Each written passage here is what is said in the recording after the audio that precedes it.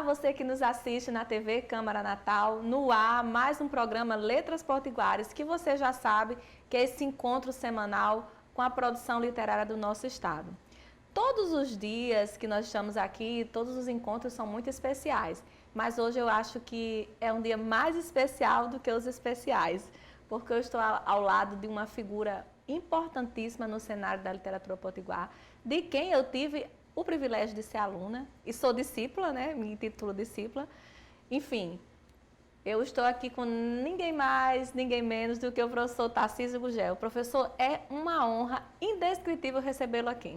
Olhe, Michele, você sabe que você foi uma dessas alunas que sempre chamaram a atenção pelo interesse que você jamais escondeu pela literatura potiguar e as formas através das quais você poderia aprofundar o estudo dessa literatura.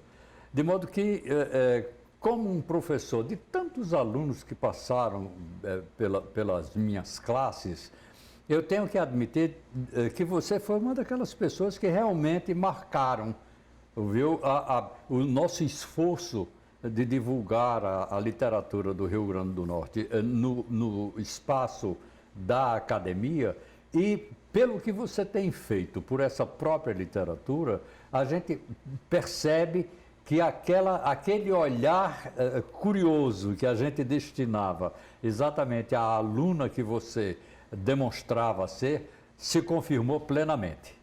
Benza a Deus, muito obrigado pelo convite que você formulou para eu vir até aqui, e estou à completa disposição de você e dos telespectadores, naturalmente. Obrigada, professor, pela generosidade. Eu acho que um programa é pouco, né? Inclusive, eu já quero até reiterar para a gente fazer uma parte 2 depois, porque a gente tem muita coisa para conversar. Mas eu gostaria de começar, professor, a respeito dessa nomenclatura, né? Literatura potiguar ou literatura norte-riograndense. Há alguns questionamentos em relação a isso. Eu, particularmente, tenho uma preferência, mas eu queria ouvir do senhor, né? Qual a nomenclatura que mais lhe apraz? Literatura potiguar, literatura norte-riograndense? É a mesma coisa? Olha, sendo a mesma coisa, me parece mais interessante exatamente usar a designação enxuta, mais sintética, de literatura potiguar. Por quê? Porque nós sempre fomos caracterizados, e pelo menos isso a gente herdou do índio, tão esquecido, tão abandonado, tão dizimado no estado do Rio Grande do Norte, essa palavra designativa de nossa condição de nascidos aqui na terra dos potiguares. Então, eu sempre usei, né, esse tipo de nomenclatura, e realmente ela sempre preencheu o meu interesse de manifestar esse amor pela literatura produzida aqui no estado, fazendo com que as pessoas também possam despertar para isso. Essa sempre foi a minha intenção, e esse sempre foi o meu desejo e a minha opção, exatamente por esse tipo de expressão. Eu também gosto mais, eu acho mais eufônico, inclusive. Professor, o senhor tem muitos discípulos, digamos assim, né? Pessoas que hoje militam, pessoas que hoje têm essa causa das letras potiguares, né? Temos o professor Humberto, o professor Derivaldo, eu mesma gosto muito da temática e tantos outros, mas eu queria perguntar assim, como é que foi lá no início? Porque eu imagino que não deve ter sido fácil na academia começar a inserir uma disciplina sobre literatura potiguar. Como é que foi esse começo? Houve um estranhamento na academia? Como é que aconteceu isso? É muito engraçado, viu, Michele, você fazer esse tipo de pergunta, porque me enseja a possibilidade de esclarecer alguns pontos. Na origem de tudo, mais remotamente eu falaria de um velho tio, eu ainda criança lá em Mossoró, um tio que dava livros, que me apresentou a Mark Twain e outros autores. Posteriormente, quer dizer, quando eu chego e travo contato com Deífilo Gugel, poeta que é o meu irmão mais velho, nós éramos 9 irmãos lá na minha casa. E ele, sendo o mais velho, tinha praticamente a idade de ser meu pai. Daí porque Deífilo sempre teve para comigo uma relação muito mais que fraternal. Ele teve uma relação quase que paterna. E eu devo uma orientação, seguramente essa da literatura potiguar, a ele, Deífilo Gurgel. Foi ele, hoje em dia se fala mentor, né? Foi ele o meu mentor nessa história toda. Mas também, quando eu morava aqui em Natal, em 1966, morava na casa de Deífilo, eu comecei a travar contato com outras pessoas daqui, entre as quais Moacir Cirne, o poeta Jarbas Martins e outros, Manuel Onofre Júnior, artistas e escritores da minha geração, que foram pessoas que decisivamente me influenciaram também. Ainda depois, quando eu chego à universidade, tendo lançado em 1975 um livro que, portanto, vai completar 50 anos, Michele não sonhava sequer a ser nascida nesse período aí, e já este livrinho estava enchendo o saco das pessoas aí. É um livro chamado Hoje de Macatuba, do qual eu nunca consegui me livrar, porque ainda hoje as pessoas chegam, me encontram na rua e perguntam assim, e hoje de Macatuba? Hoje de Macatuba, já li, inclusive. Então, o que acontece é que nesse período, eu, tendo entrado na universidade, depois de ter feito o curso de comunicação social, e tendo sido esse curso que começou então como curso de jornalismo na Fundação José Augusto, Faculdade de Jornalismo Eloy de Souza, e acabou sendo absorvido pela universidade, sendo transformado em curso de comunicação, eu ouço falar, não é, que uma querida professora que havia no curso de letras, chamada Zélia Santiago, estava estudando alguns contos desse livro na sala de aula. Aí aconteceu uma espécie de alumbramento de minha parte, então eu me senti assim o homem mais importante da face da terra nessa circunstância generosíssima de uma professora que, descobrindo o livrinho, né? Na verdade, o livro foi lançado com um certo estardalhaço e tal, coisa que em outro momento a gente pode conversar. Mas repercutiu muito o lançamento, etc. E aí a professora, tendo lido o livro, achou que valeria a pena considerar alguns trabalhos. Ora, eu quero crer que naquele momento, Michele, no curso de letras da Universidade Federal do Rio Grande do Norte, não se estudava propriamente literatura potiguar. Então, eu começo nesse conjunto de coisas e também já trocando figurinhas com o casal Eduardo Duarte e Constância Duarte, começo a considerar a possibilidade de um dia que fosse qualquer, eu não saberia propriamente quando, eu tentaria formalizar essa coisa do estudo da literatura do Rio Grande do Norte, porque até então a única coisa que me parecia ter um direcionamento mais efetivo, numa tentativa de falar de autores, de transcrever, teria sido o Patronos de Acadêmicos de Veríssimo de Melo, autor que você estudou na sua dissertação de mestrado. Até na tese. Na tese de doutorado. Ah, na tese de doutorado. Desculpe, eu pensei que tinha sido na dissertação de mestrado. O grande Veríssimo de Melo, que é uma pessoa que realmente, a partir, por exemplo, da tua experiência e do teu trabalho, também precisa ser recuperada para... Claro que eu estou falando isso e a gente não está falando daquele guarda-chuva maior que foi Luiz da Câmara Cascudo lá atrás. Esse aí, desde o ano de 21, com Alma Patrícia e inúmeros trabalhos onde ele procurou valorizar a literatura potiguar, ele deu a medida de que aqueles que o sucedessem poderiam, na medida do seu interesse, na medida da sua capacidade, na medida do seu esforço, divulgar, né, difundir os trabalhos desses autores tão importantes do Rio Grande do Norte. Né? eu tenho que admitir, na velha lição realista, talvez até um pouco contundente de Antônio Cândido, tantas vezes citados, que é um desses críticos que são imorredouros na literatura brasileira. Todo mundo, não conheço quem lhe respeite propriamente Antônio Cândido, até quando se discordou de algumas teses dele. Sempre as pessoas foram super respeitosas, etc., porque ele era realmente muito grande, a ponto de considerar a necessidade de estudar a literatura brasileira profundamente, porque se nós não o fizéssemos, ninguém o faria por nós. Isso é muito dele, né? Verdade. Você imaginar que a literatura do Rio Grande do Norte, se comparada, já não digo nem a própria literatura, essa que a gente conhece como literatura brasileira, pequena, mas de alguns estados circunvizinhos, não é uma literatura que se ombreia, enfim, você sabe muito bem disso, mas é a nossa literatura.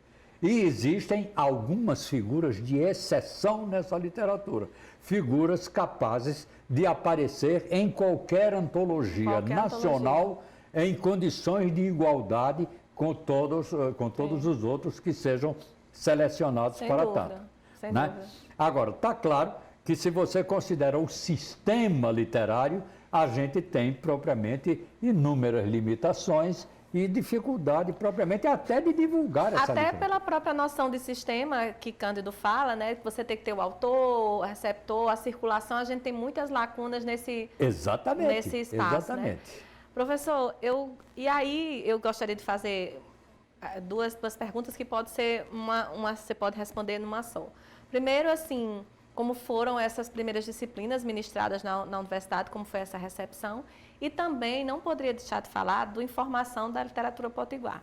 Eu quero, inclusive, ser porta-voz de um clamor que muitos estudiosos da literatura potiguar fazem, que o recorte temporal vai até 2001, não é isso? É verdade. Você nunca pensou em fazer uma edição revista, atualizada? A gente precisa desse olhar, professor Tarcísio. É claro. Mas o que acontece é o seguinte, viu, Michele?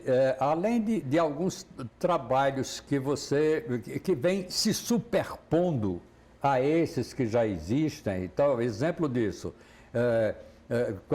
quando eu atingi meus 70 anos, já faz algum tempo, eu senti a necessidade de dar um testemunho memorialístico. E isso aí não tem a menor importância em se tratando de Tarcísio Gurgel, mas tem enorme importância se considerado o entorno, de como é que eu fui me colocando nessa sociedade que inicialmente reflete o universo de Mossoró, até chegar a Natal, depois tendo morado no Rio, depois tendo morado em Fortaleza, depois voltando para Mossoró, depois Natal, Rio, me fixando definitivamente em Natal, para que as pessoas, afinal de contas, conheçam, por via dessa trajetória, a realidade dessas diversas etapas da minha vida. E, ao mesmo tempo, eu desenvolvi um trabalho na administração da universidade, prestando uma assessoria inicialmente ao então pró-reitor Geraldo Queiroz. Eu lembro, na época da tese, quando a gente conversou, você estava assumindo uma pró-reitoria estudantil. É preciso dizer que eu, propriamente, talvez nem tivesse vocação para isso, mas as circunstâncias também foram me levando por esse caminho. E aí, pró-reitoria de Assuntos Estudantis. Posteriormente, eu parei um pouco com a administração, mas voltei a ser convidado para prestar uma assessoria ao então reitor Ivonísio, quando a universidade foi completar 50 anos, portanto, em 2008. Então, acabei ficando 12 anos, quase 14 anos, prestando essa assessoria na reitoria, coisa que eu propriamente não imaginava, pensando em retomar vários projetos meus, etc, etc. Então, veja, atualmente eu estou trabalhando um livro de ensaios que eu considero praticamente pronto, um terceiro e último livro de memória, porque eu não vou viver tanto tempo mais para pensar num outro livro de memória, um terceiro livro, já, as pessoas dizem que um é pouco, dois é bom, três é demais. Eu tomara que esse três não seja demais, pelo menos não será, professor. Ainda um trabalho que não está muito bem definido com clareza se seria uma novela ou um romance. É uma coisa que até poderá chocar um pouco as pessoas, coisa que eu pretendo colocar mais adiante. Mas fico muito feliz e atento também, porque eu efetivamente venho fazendo algumas anotações, venho fazendo uma leitura de revisão do meu trabalho lá, do Informação da Literatura Potiguar, que a gente não pode ter a pretensão de publicar um livro, sobretudo um livro desse, para estudos, imaginando que ele... Mas há planos de uma reedição mais completa, atualizada, sim, mais atualizada? Revista e aumentada. Revista e aumentada. Né? Para suprir algumas lacunas que aconteceram, que só depois eu me dei conta. A grande verdade, viu, Michele, é que o universo intelectual do Rio Grande do Norte acabou sendo também muito generoso comigo, porque eu não cheguei propriamente a ser cobrado por pessoas que não apareceram no livro. No contrário, professor, esse livro é uma referência para a gente estudar. Isso me dá a medida de que aquele esforço desenvolvido pela AS Livros de então, Cícero e Aldair, que eram os donos lá da empresa, e que resultaram numa tiragem absurda para a época, que foram 2.000 exemplares que foram mandados fazer em São Paulo, que isso, na verdade, merecia de minha parte também uma atenção, na medida em que pode ser que, se Deus me der a chance de retomar esse trabalho um dia, a gente faça uma edição que pode ser até um pouco mais compacta, menos rica do que aquela, mas que possa servir como obra de referência para quem está iniciando o estudo da literatura do Rio Grande do Norte, etc. Mas tenho uma informação, que você é uma pessoa muito bem informada, mas não sei se essa informação particularmente já chegou até você. O que é uma coisa animadora é que a dupla Constância e Diva Cunha está trabalhando já numa reedição do Literatura do Rio Grande do Norte. Muito bom, que é aquela alentada antologia que elas publicaram mais ou menos na mesma época que eu publiquei o Informação da Literatura Potiguar. Eu acho muito interessante aquela divisão que as professoras fazem, né? Elas, por uma questão mesmo didática, uma escolha metodológica, né? Para fins assim, mais pragmáticos, elas fazem uma divisão, né? de épocas, digamos assim, da literatura do Rio Grande do Norte. O senhor concorda com aquela divisão? Olha, Ou seja, primeira geração, tenho que dizer a você, geração. Michele, que eu sempre resisti um pouco a essa ideia de escolas como coisas estanques, como coisas muito cristalizadas. As pessoas dizem, o romantismo vai até aqui. Não vai até aqui. O romantismo se espraia ainda. O romantismo sofre até a presença, em alguns momentos, do próprio parnasianismo, que invade juntamente com o simbolismo. Porque não tem como ser assim, mudou o ano, mudou a escola literária. Vou dar um exemplo que pode ser até chocante. Um autor como Lourival Açucena, que é da época ainda do Império, aqui da província, aqui no Rio Grande do Norte, tem lampejos que apontam para o parnasianismo, aqui e ali também um pouco de poesia simbolista. O maior romântico do Rio Grande do Norte, chamado Segundo Vanderlei, tem um soneto chamado Implacável, que é um exemplo claro do uso da aliteração que os simbolistas deitaram e rolaram na... Como é que eu, então, posso ser tão rigoroso com essa história? Eu, obviamente, a depender das características que cada autor tem exatamente e que apresenta na sua obra, eu tento dar uma definição e um caminho, usando o quê? As definições mais respeitadas dessa questão. de uma obra romântica, de uma obra, enfim, e mais modernamente das vanguardas, e mais surrealismo, e mais, enfim, essa coisa que a gente sabe que é realmente, em termos de literatura, é muito difícil de se chegar ao fim, né, Michele? Professor, e como é que o senhor vê, assim, essa pós-Tarcísio Gurgel, né, depois da disciplina, tantas pessoas que enveredaram por esse caminho, assim, lhe dá uma satisfação, como é que você se sente, assim, ver que esse trabalho que foi começado lá no início, na academia, hoje tem tantos frutos, tantas pessoas estudando, como é que você se sente? Olha, eu tenho que lhe dizer, Michele, que eu me sinto absolutamente gratificado por esse acontecimento, por esse registro, inclusive que você, que conhece muito mais essa realidade do que eu, faz nesse momento, e tenho que lhe dizer igualmente que, apesar desse fluxo de interesse das pessoas que descobrem a literatura do Rio Grande do Norte e que começam com ela a conviver e tentar aprofundar estudos, etc., encontra uma face que me causa preocupação, que é exatamente o alheamento, e é ótimo que eu esteja fazendo essa afirmação aqui, exatamente numa TV, né, de uma Câmara Municipal, é o alheamento no sentido de formalizar esse interesse pelo estudo da literatura do Rio Grande do Norte. Na verdade, o que aparece na lei, você sabe disso, é mais a recomendação explícita de que se deve estudar cultura do Rio Grande do Norte, ou cultura potiguar, não sei se a designação é aquela ou essa. Há uma lei que veio depois da criação do Dia da Literatura Potiguar, que veio depois, que insere os conteúdos de literatura potiguar nas escolas, na rede pública, estadual e privada, de forma transversal, mas isso ainda está muito longe de acontecer na prática, porque as pessoas até desconhecem, né? Sabe o que ocorre, Michele? Mesmo de forma transversal,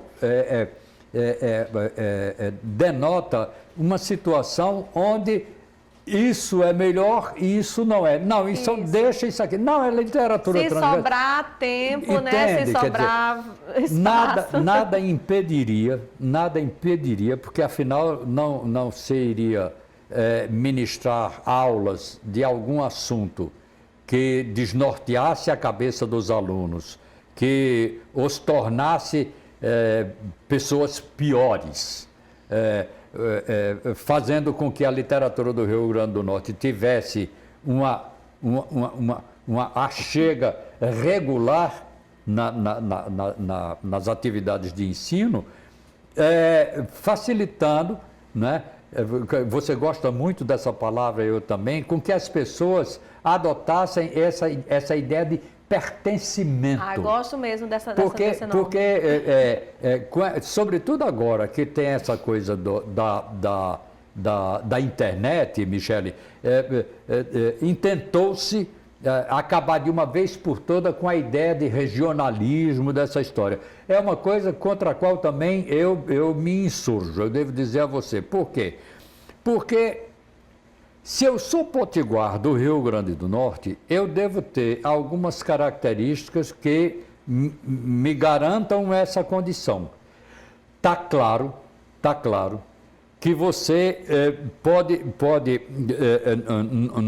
numa mesma situação, no mesmo desenho até geográfico, considerar que nós estamos muito próximos, mas estreitamente próximos dos nossos irmãos paraibanos, que aliás nos deram de presente a maravilhosa figura de Zila Mamed, que hoje é essa autora consagrada, e costumava dizer que se espantava muito quando olhava na carteira de identidade dela, que era paraibana, porque ela se considerava tão norte-riograndense quanto.